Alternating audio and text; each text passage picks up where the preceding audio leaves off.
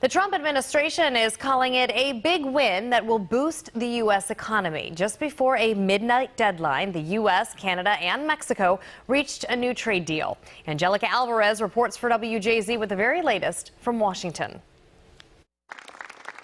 President Trump is praising the new free trade agreement reached between the United States, Mexico, and Canada. We have negotiated this new agreement based on the principle of fairness and reciprocity. The deal struck just before a midnight deadline replaces the North American Free Trade Agreement.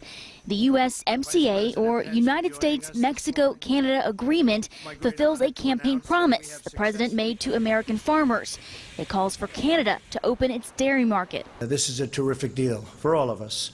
It also makes it harder for automakers to build cars cheaply in Mexico by requiring a higher number of parts in cars to be made in areas paying a minimum wage of at least $16.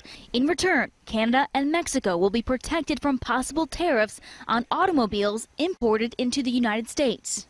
President Trump and his Mexican and Canadian counterparts are expected to sign the $1.2 trillion deal next month. Then it heads to Congress for approval.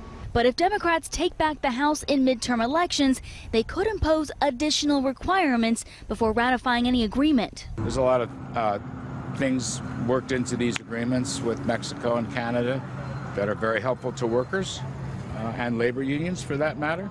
Even with this deal, the contentious fight over steel and aluminum remains unresolved. Canada did not receive assurances the Trump administration would lift tariffs on those imports. Angelica Alvarez, CBS News, the White House.